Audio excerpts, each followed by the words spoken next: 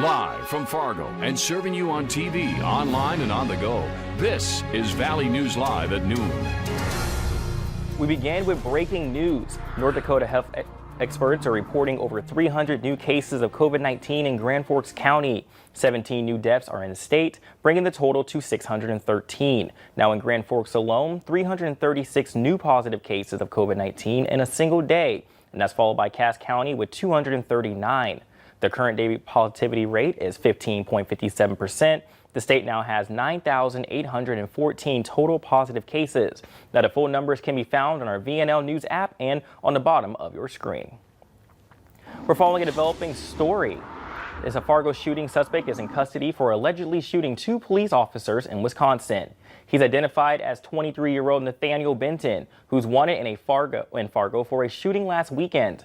Police say after tips from Delafield, Wisconsin, police were able to catch Benton and was taken into custody without incident. The officers were shot this morning while responding to a call for service regarding a hit-and-run crash. Fargo PD's has been looking for Benton since 2:30 Sunday morning. Now, local media in Waukesha County, Wisconsin, says the 2 officers who were shot have non-life-threatening injuries. Now, new for you at noon, a teen is arrested following a wild crash and causing major damage to a business in Horret. The Cass County Sheriff's Office says around 2 this morning, they were called to the crash at Big Herb's Bar and Grill. Authorities say the 15-year-old boy was driving a vehicle reported as stolen and involved in a police chase. The teen was taken to the hospital to be checked out, but the extent of his injuries are unknown. He is under arrest for possession of stolen property and possession of a controlled substance. Now, this week has really teased us with some pretty nice and warm weather, but will it stay through the afternoon and this weekend? Well, let's check that with meteorologist Lisa Green. Well, good afternoon. We're looking at conditions that are very different from north to south here in the valley. And here's a look at that on our temperature map.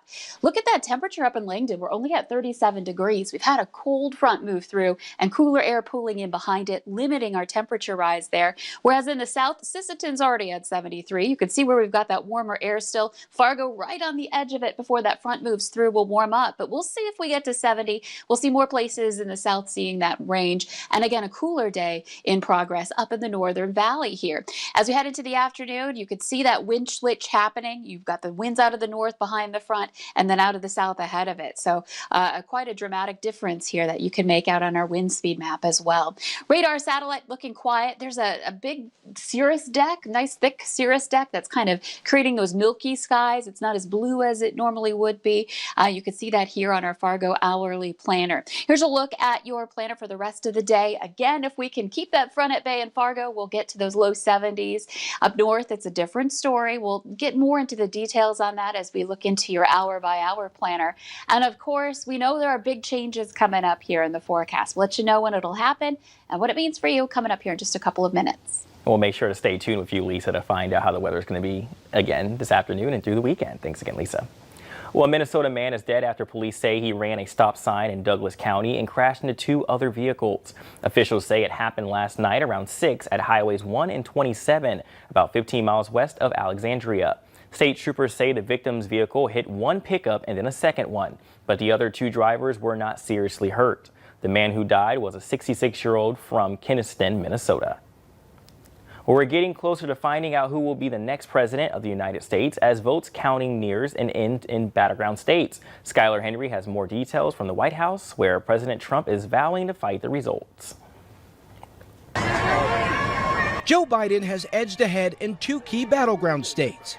Biden has taken a narrow lead in Pennsylvania, with the remaining votes coming from areas favorable to the Democratic presidential nominee. It's votes out of Philadelphia. We're getting reports in from Philadelphia right now, heavily Democratic area. They've been a little bit taking a while to count their votes, but they're doing it. So as that comes in, that propels Biden up into the lead. The former vice president also has a slim lead in Georgia, and the vote counting there is nearly done. Out of approximately 5 million votes cast, we'll have a margin of a few thousand. With a margin that small, there will be a recount. If Biden's lead holds in those states, he will have the 270 electoral college votes needed to be the next president of the United States. Sources tell CBS News President Trump will not concede even if those races are called for Biden. The president is claiming without proof that there are shenanigans in the vote count. There's tremendous amount of litigation generally because of how unfair this process was, and I predicted that. I've been talking about mail-in voting for a long time. It's really destroyed our system. It's a corrupt system. But even some Republicans have called the president's Thursday night press conference destructive. The president's speech last night was very disturbing to me because he made very, very serious allegations without any evidence to support it. The votes being counted in Pennsylvania do not include any mail ballots that have arrived after November 3rd. Those are being kept separate pending a potential review from the Supreme Court. Skylar Henry, CBS News, the White House. A Biden campaign spokesman responded to reports that President Trump won't concede, saying the United States government is perfectly capable of escorting trespassers out of the White House, end quote. Well, if you're looking to get a drink late in the night in Grand Forks, you'll find locked doors to the bar. The city imposed a temporary emergency order, forcing businesses with liquor licenses to close much earlier than usual. Now, this comes as crowded bars and restaurants continue to be a concern during this pandemic, even after guidelines have been set in place for North Dakota. This temporary order is expected to last a month. It starts tomorrow and is expected to end on Monday, December 1st at 6 a.m. This is a step to limit large gatherings and social groups in high-exposure environments. East Grand Forks could see this same measure soon. This comes after mayors and county leaders discuss what to do to stop this spread.